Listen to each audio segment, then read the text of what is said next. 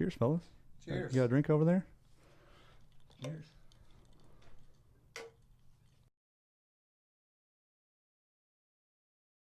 Si fuera un poco más astuto, con menos impulsividad, me hubiese dado cuenta de esta enorme debilidad.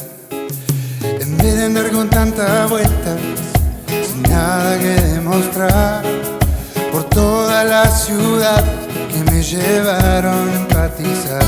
Fue aparente, al pasarlo en San Clemente, cuando menos lo esperaba, me pasó en Guayaquil.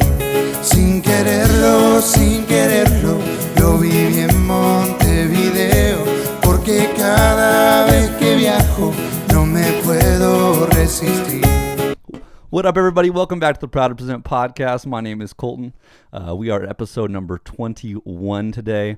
Whether you're watching on YouTube or listening on iTunes, make sure you hit that subscribe button. Don't be afraid to venture over to the other one. If you haven't seen us, make sure you come over to YouTube and say what's up. And if you're tired of looking at us, head back to iTunes. We're there also. Exciting episode number 21. We have guest Nathan Jude today. What up, man? How you doing? Wonderful music. His brother Micah is here with him as well. Micah Jude. You guys are absolutely extremely talented. You guys will learn throughout the course of this. Lori Morgan, shout out to you once again. Two now. You've hooked me up with two wonderful episodes and very creative artists. First of all, with that, big thing with you. You have an album out on Spotify called Unafraid. Came out in 2016. Correct. It's a 15-song album, and then it looks like since then, in 2017 and 2018, you've had a few singles since then, right? A couple of singles, and we've been really hitting the studio hard lately, so we've got a good amount of stuff in the pipeline.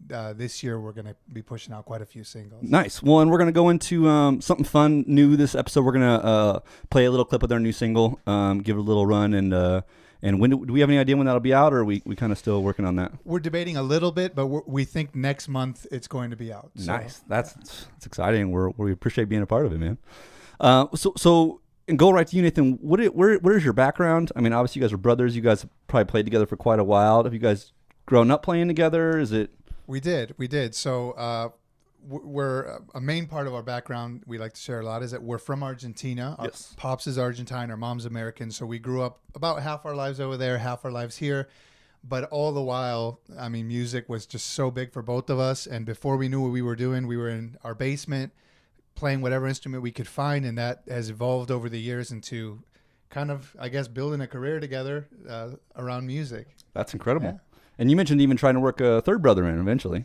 We do. We have a third brother. Shout out to Jeremy Jude. Jeremy. Wherever you are, you're in our hearts. You're coming, baby. And he has just joined us as well. He's doing bass for us. So depending on the setting and the venue, we'll do duo or trio shows. Nice. And it's made it a lot more fun to have three people and all brothers. People think it's kind of funny as well. That's fun. Yeah. So what was your start? Was it with guitar? I mean, I've noticed something I wanted to compliment you on right going into it is your guitar playing. Diving into your YouTube channel, you have some very, your finger picking's very, very clean and very pretty. Thank you. Is that how you started? Did you start singing first? What was your initial background? I actually started first with the piano. Oh, really? Okay. I did, okay. yeah. Piano was my first available instrument, and I played that for many years. Then after that was the drums, and then at around 16, 17 is when I actually picked up the guitar. That's wild. I like to comment. People always say, hey, you're finger picking. The only reason I do it is because throughout my life, I've never been capable of keeping a pick nearby. They all go, they disappear. So honestly, it only came out of pure necessity. It did, yeah. If I had kept picks, I wouldn't have learned how to finger pick. But because of the my lack of consciousness when it came to where my picks were, I transitioned into more of the finger style. That is hilarious. Now, what about you, Micah? So I started on drums. Nice. Okay. He actually started teaching me a little bit, and then he would show me a groove on drums and then walk away.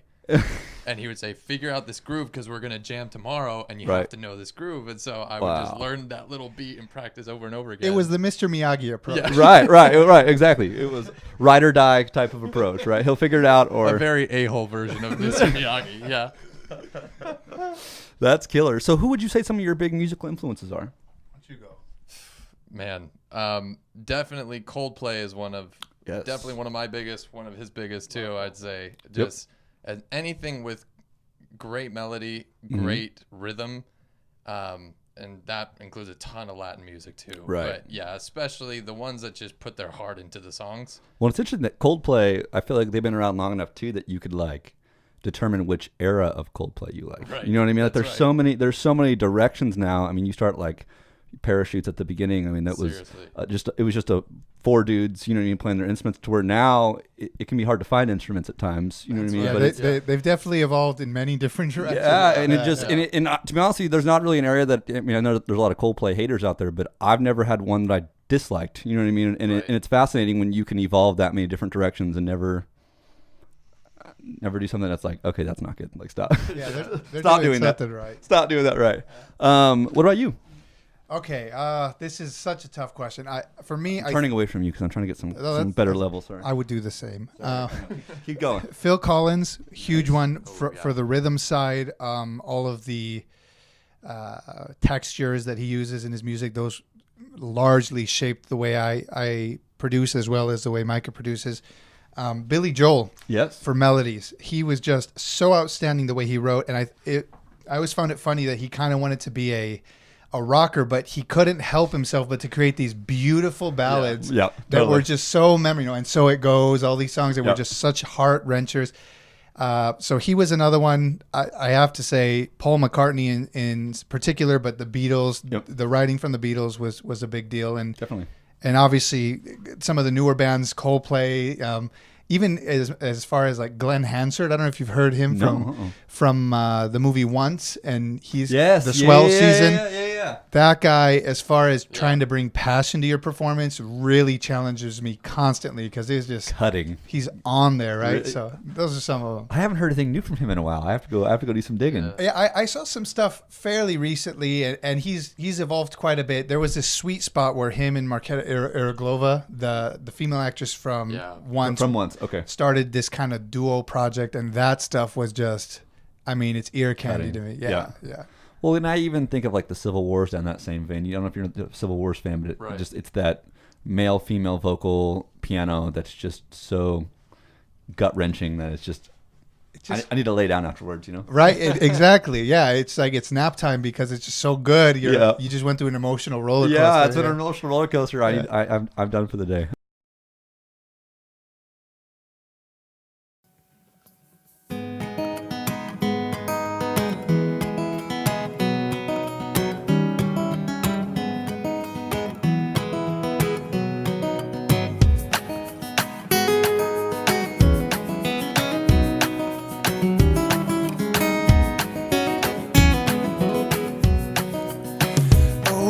Baby, don't you worry about that hate. Somewhere in the chaos hides a serenade. And when our eyes don't meet and words don't seem to soothe, I look ahead and I can see us pulling through. We're gonna make it. We're gonna make it. We're gonna make it. We're gonna make it. It won't be won't be blameless, but girl, I promise we're gonna make it. Oh baby, baby, think of all the odds we beat, fires that burn through us and cause us to retreat. But there will never be a trial we can't get through, 'cause girl, I'll hold you close and you can hold me too. We're gonna make it. We're gonna make it. We're gonna make it. We're gonna make it. And when it's cold out, I'll be your blanket. 'Cause girl, I promise we're gonna make it. Whoa, whoa,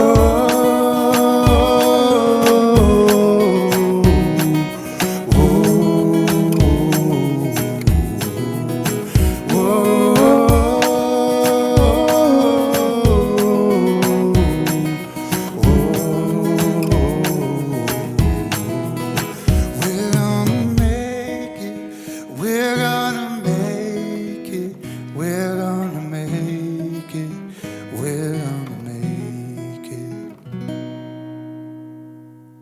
So what's Nathan Jude doing when you're not playing music? What are you up to? Where does that time exist? Recording music. That's the real answer. Like, Yeah. So I spend some time, with me and my wife. We do stuff and hobbies and home remake projects and all that. But other than that, it's pretty much always music. Since I was young, it's just the thing that I crave nonstop. If I'm about to go to bed, I'm just thinking of that next hook line, the melody, and what I could do differently or a new tone I want to apply. It's just all that goes through my mind is music. That's cool. Yeah. Well, it was cool to watch you perform too, because you're not going to see on the podcast because we don't show the floor, but you have a very elaborate setup going here with your pedal board. What are you working with? What is your? Is there a sweet spot? Is there something that you really are focused on? What attracts you most? I know it's a broad question, but it's such a heavy concept. So we've had many different evolutions within our setup. Right now, what we've really centered on is our looping. Because we perform as duo or trio or even sometimes solo. We want the full sound, and we want to be able to add these parts that we've written so we can hear kind of the full shot of what that music's supposed to sound like. So my main component is a loop station. Oh, rookie move. Something's going on over there. Babe's calling. Here we go. Okay. Babe's calling. I'm gonna tell you something. 21 episodes. That's the first phone call. You see that? Okay. You know what's scary about that is I actually hit the off button and it didn't turn off. What does that say about me as a person? You're very inaccurate on your button pushing. It means you've never turned your phone on, and you don't really know what that looks like. You're all witnesses this time. Boom, it's gone. So no, basically what we've done is we went from having just tons of effects pedals, chorus and reverb and whatnot, and really prioritized now having the Boss loop station. And that meant that most of the surface area of my pedal board is completely taken up. Right. So what we did is whatever effects we felt were essential, things like delay, reverb, distortion, compression, we bought minis of, and now we're running basically a very small segment of what used to be a very large pedal board in just minis, and then of course focusing in mostly on the loop station. That's gotcha. Yeah. Now, do you loop your voice at all too, or is it mainly just your guitar? I don't, mostly because of the fact that I don't find a lot of parts that I think I can pull off well, where my voice is gonna really do the right thing with 3, 4, 5 part looped harmonies. I just instinctively prefer to play than sing. Right. So it's always been the guitar. Very nice. Now, one of the things I want to talk to you guys about, Micah, is you are. We have a lot of songwriters that watch and hang, and you are kind of a songwriter's dream over there. I mean, you got phenomenal singing, phenomenal percussion. I mean, even between songs, like you're very involved in the musical side. So what is that like for you to be such a good utility guy? I mean, such a man. What is your draw to that? And even better, your harmonizing is just so phenomenal. Where did that come from? The harmonizing. Nathan kind of convinced me to start singing with him. Wow. Because I always used to kind of sing, but I was always kind of timid and this and that. And so it's just been a progression of me, all these things that I always did by myself in the room or for my own productions or recording or so forth. Bringing that to a live setting was super intimidating at first. But yeah, it was just a matter of all these things I just practiced to a click in a room with my computer. And then it just became like starting to actually work on it on a live level. And so, yeah, it's kind of awesome to be able to be the kind of human octopus from the Yeah, I mean, well, even watching, I mean, a big thing I want to tell people with you guys, I mean, if you need to take a second and go switch over, your guys' YouTube channel for Nathan Jude is so good. There's so many good covers. You guys are singing together. Like I said, before you guys got here, I'm always listening to the artists and, trying to get a deeper dive in what they're doing. And it just, song after song was just so deep. And you guys just have I was listening to you guys do Sexual Healing, and it was such a phenomenal version. And I'm like, it's a weird song for brothers to cover, don't you think? Yeah, not our favorite moment. You know what's funny though is for my own cover gigs, I love to see what other artists are doing. And you had so many just covers that I'm like, I can't sing that. Like, how did you guys do that? But they're rocking versions, and it's like it's the duo. I mean, it's in the trio. Soon it sounds like, but it's just fascinating your guys' a chemistry in the way that you guys are able to blend like that. Just, woo. That was years of just unintentional headbutting that led to it, because early on we kind of both wanted to take on as many roles as we could. We love music and we feel so emotionally connected to every decision. So when we started, even I remember years ago starting to attempt co-writing, starting to attempt co-producing, it was just a battle of wills at all. And we'd finish and kind of be a little, stressed out and one of the two's not happy with it. Both to us at the time. Neither of the two were happy with it. Yeah. And when it really clicked for us was just when we had that assigning of roles where he became the rhythm guy. He became kind of the lead when it came to any kind of technical or mixing decision or engineering decision. And I just controlled all of melodies, all of the songwriting or most of the songwriting. And we just found this pocket where we were no longer struggling and each of us really focused on getting better in that area to where now if I produce something alone, it's not nearly what it is with him. And if he's writing something alone, I like to think that I add a lot to that process if I insert myself as well. Yeah. So. Well, it's cool by the two of you splitting and each doing your own things. You cover so much more ground rather than you each trying to do the same things and then you know who did it better and who's better at this. And you know what I mean? That's really cool that you guys were able to break that up. So before we even get into the new single, because I want to talk about the new single, we can't forget about that. What are you playing for us today? So today we're going to be doing two original songs. They're both newer. One of them is called We're Gonna Make It, which a little interesting tidbit about it was I was actually driving home from a show in LA, and in the car ride I had my phone and I just had a little button I could press without looking, the little record button, because I felt like there's something I'm trying to get out. And I would just keep hitting it and just, okay, new version, okay, new idea, new line. By the end of the 6.5 hour drive, I landed home and I had the whole song written. So it was, I've never done that before, written a song literally in one, because I was alone, no one else was driving with me, and just press. Every time I'm stuck in traffic, I'm just singing, humming, and The other one we're going to play is also a new one, and it's a Spanish song called San Clemente. Nice. We're still tweaking some stuff on it, so it's kind of an experimental form of it, but a really fun song for us to play live. And it's a cumbia. It's the first cumbia we're releasing officially, right? So very kind of traditional for us from Argentina. Cumbia is a big deal over there. So those are the two. Very nice.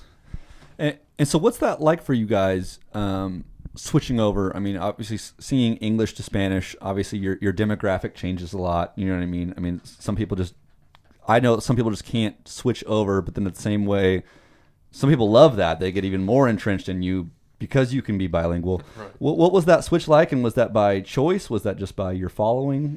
And I'm curious to hear what you say about it. But for me, it was just that we love so many kinds of music so passionately. When we're sitting together having a listening session, it's every genre under the sun. We just love a well-written song. And we had done the full-length English album, and we really liked the experience. But there were so many rhythmic things that we just felt like we didn't get out. Right. Okay. And it was honestly just this itch you can't get rid of to where live we started playing with the Spanish, and we saw that it actually had so much energy we couldn't let it go. So right. Kind of like that. What do you think? Well, and with the risk of sounding overly cocky as I usually do. Here we are with that premise. For me, listening to a bunch of music, because I try to absorb as many genres as possible, and a lot of time in my free time I'll just research older genres and interesting genres and just dive into it as deep as possible. And with that, I found that I was a little bit worn out by a good amount of the American genres, or at least the ones that are now prominent in the US. And so just listening to a lot more of the Latin side of things was just so refreshing. And there was some artists that really challenged us like crazy. Right. Where we heard it, we're like, oh my God, we have a lot of work to do. We got to bring it. Whereas a lot of the genres here, we kind of felt, at least I kind of felt like we've kind of made it. Like we could do that. We could do that. This is where, if you need to send in hate mail, we'll provide the address at the end of the podcast. The comments are going to be filling up. You're like, you listen here. Okay. I can see it already.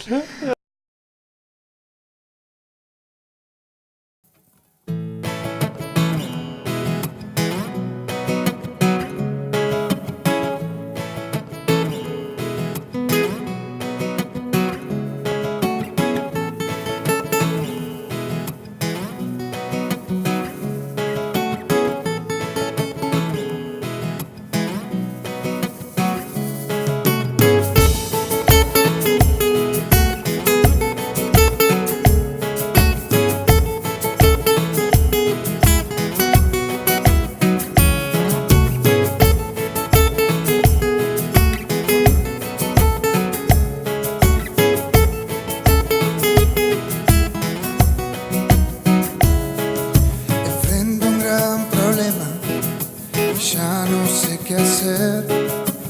Cada vez que viajo me enamoro sin querer.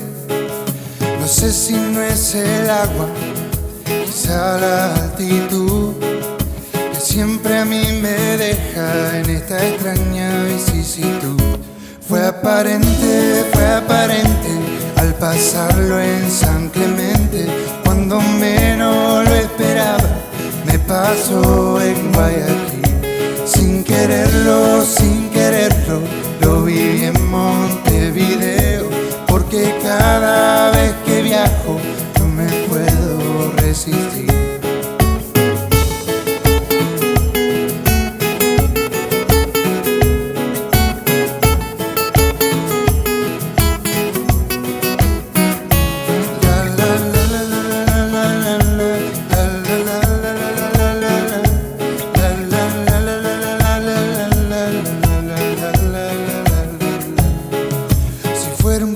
Astuto, con menos impulsividad, me hubiese dado cuenta de esta enorme debilidad. En vez de andar con tantas vueltas, sin nada que demostrar, por toda la ciudad que me llevaron a empatizar. Fue aparente al pasarlo en San Clemente. Cuando menos lo esperaba, me pasó en Guayaquil. Sin quererlo, lo viví en Montevideo. Porque cada vez que viajo no me puedo resistir.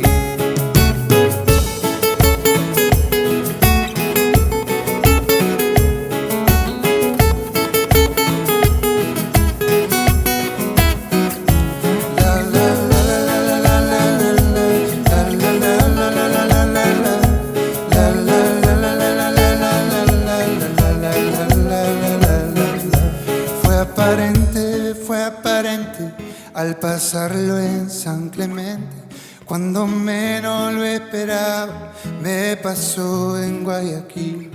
Sin quererlo, lo viví en Montevideo. Porque cada vez que viajo no me puedo resistir. So what is the new single? What are we playing today? What's our new song? The new song is called Amor Amor, which is Spanish for love, love. I find that most people in Arizona know it, but just in case. And it's hard to describe the experience that it was making it, but we just feel really proud of it, and we think that it's something unique, and we hope everyone who listens likes it. Nice. So this will be officially the first time we're letting anyone who's not like our wives listen to it. That's killer. So. And any tidbits on what it's about? Any background on feel behind it, or do we want to save that for a later? Yeah, I don't mind saying a little. I mean, the concept is I try to write about pretty universal feelings, and it's that you see someone, oh my gosh, they're just so great, and wow, they don't care at all about me. Wow, they don't even see me. That feeling when you're in that pursuit, and it's like I don't think I'm anything to them, even though they already mean so much to me, and that kind of pursuit feeling. From the production side, it's, I think, rhythmically one of our most elaborate songs. Every part, just about every part we added is heavily rhythmic. Even the acoustic guitars, everything we laid down, it started with, how does this fit into our rhythm pocket? How does it tie in? More than even melody or notation, we started with rhythm. So Interesting. It's a kind of a unique order of recording for us. That's killer. Yeah. Well, Amor Amor. See the way you look tonight, I know I'll never let you go. So enough with the games, girl, how do I make it so? Amor, amor, no te niegues a tu corazón, que esta vida está mejor de a dos, y ya no aguanto más sin tu calor. Oh, oh, oh.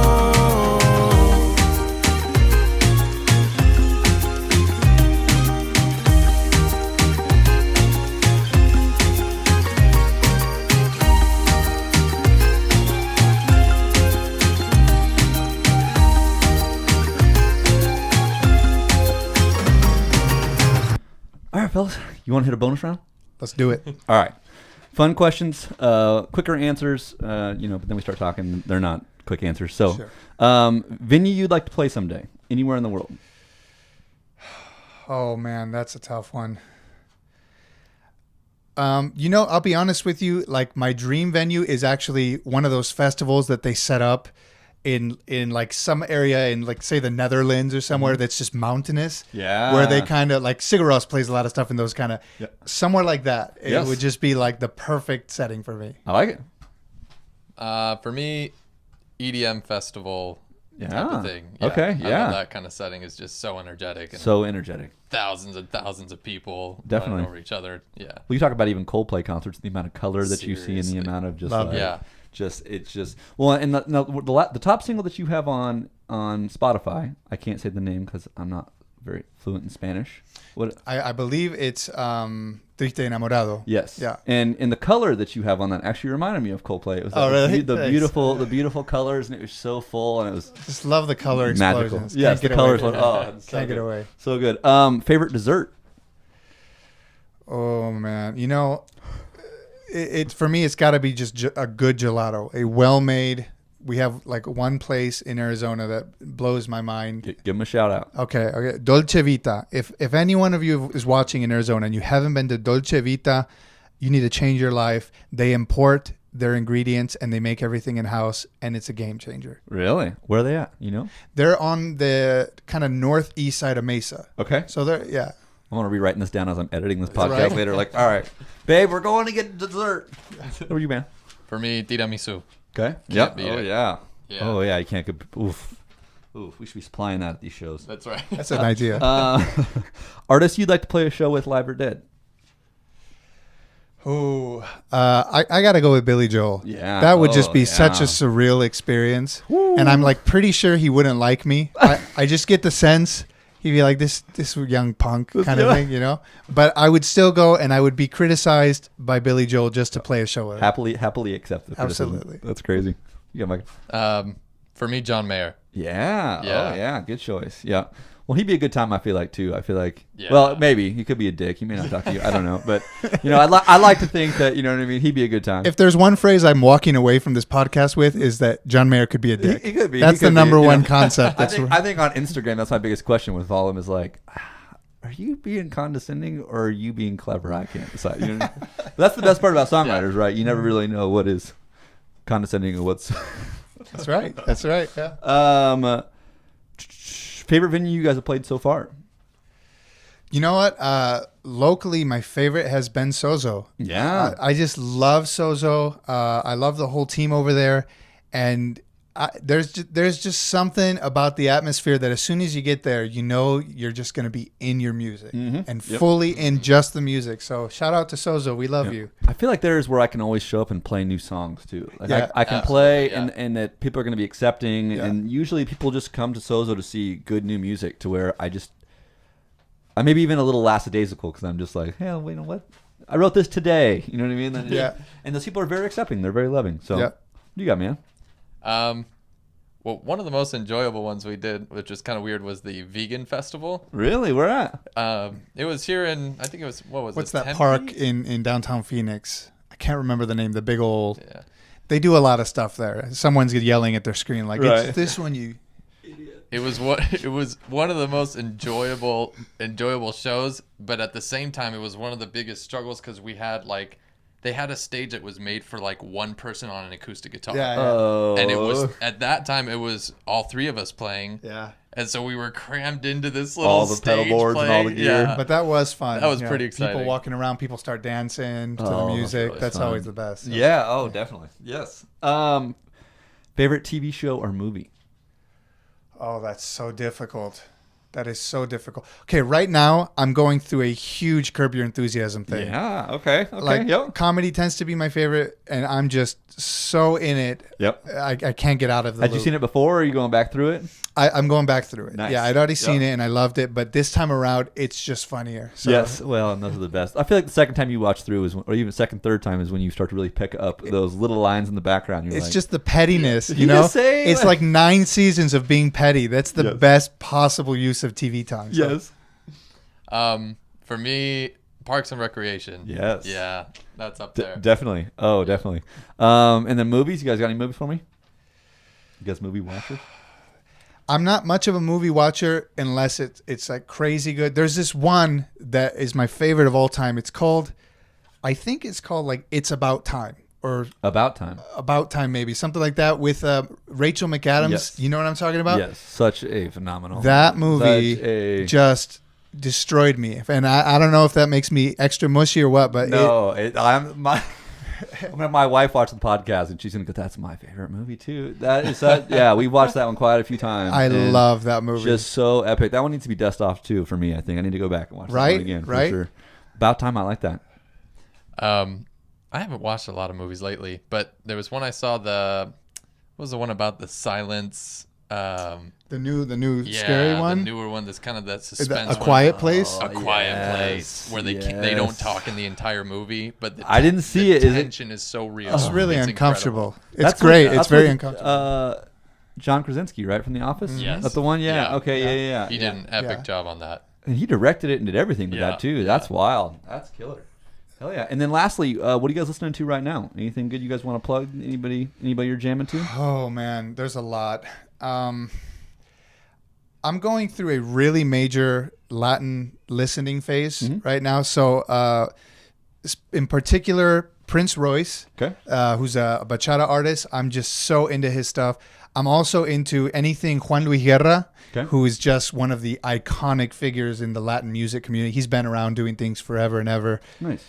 So those two right now for me are just game changing. Nice.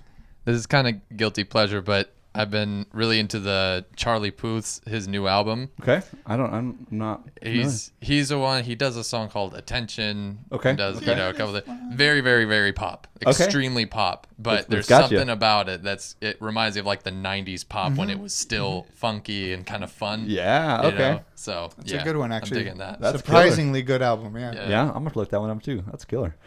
Well, y'all. Whether you're watching, like I said, on YouTube, listen on iTunes, hit that subscribe button. Big thing, proud to present playlist on Spotify. We take 3 songs from every artist we have in.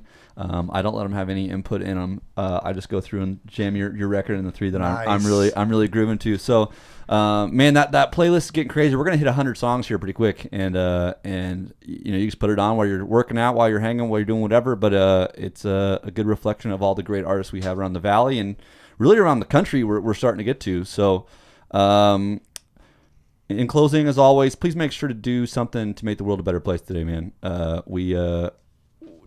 Loving on somebody around you really is a game changer. I feel like I've kind of slipped on this part of the podcast lately. We always try to give people something positive to leave with, and I just think that loving on somebody else can really make a difference, even in your community or just in that individual person. Make sure Nathan Jude, you hit him up on YouTube, hit him up on nathanjude.com. They'll post the show schedule on there, get you guys all connected. Have a great week.